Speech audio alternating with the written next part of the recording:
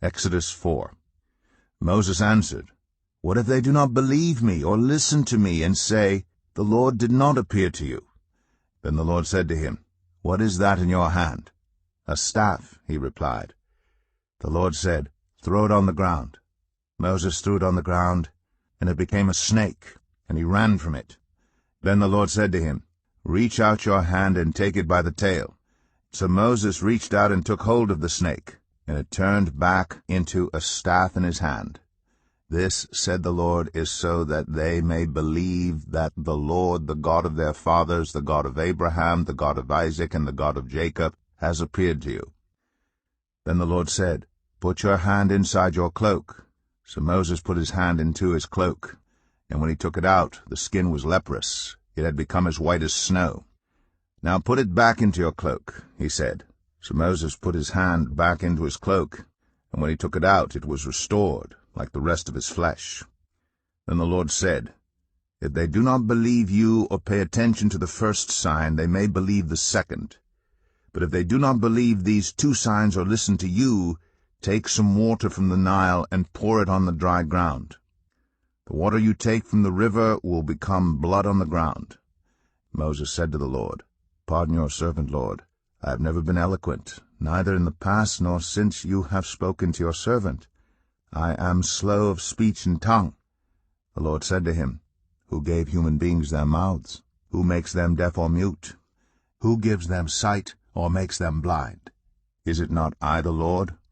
Now go, I will help you speak and will teach you what to say." But Moses said, "Pardon your servant, Lord. Please send someone else." Then the Lord's anger burned against Moses, and he said, "What about your brother Aaron the Levite? I know he can speak well. He is already on his way to meet you, and he will be glad to see you. You shall speak to him and put words in his mouth. I will help both of you speak, and will teach you what to do. He will speak to the people for you, and it will be as if he were your mouth and as if you were God to him. But take this staff in your hand so you can perform the signs with it." Then Moses went back to Jethro his father-in-law and said to him, "Let me return to my own people in Egypt to see if any of them are still alive." Jethro said, "Go, and I wish you well." Now the Lord had said to Moses in Midian, "Go back to Egypt, for all those who wanted to kill you are dead." So Moses took his wife and sons, put them on a donkey, and started back to Egypt. And he took the staff of God in his hand. The Lord said to Moses, "When you return to Egypt, see that you perform before Pharaoh all the wonders I have given you the power to do.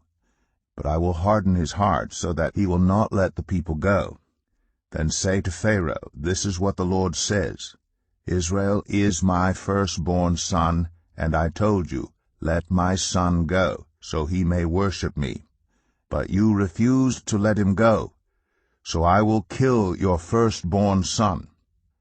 At a lodging place on the way, the Lord met Moses and was about to kill him.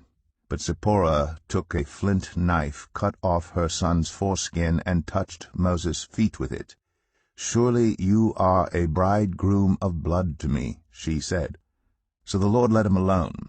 At that time she said, "bridegroom of blood," referring to circumcision. The Lord said to Aaron, "Go into the wilderness to meet Moses." So he met Moses at the mountain of God and kissed him. Then Moses told Aaron everything the Lord had sent him to say, and also about all the signs he had commanded him to perform. Moses and Aaron brought together all the elders of the Israelites, and Aaron told them everything the Lord had said to Moses. He also performed the signs before the people, and they believed. And when they heard that the Lord was concerned about them and had seen their misery, they bowed down and worshipped.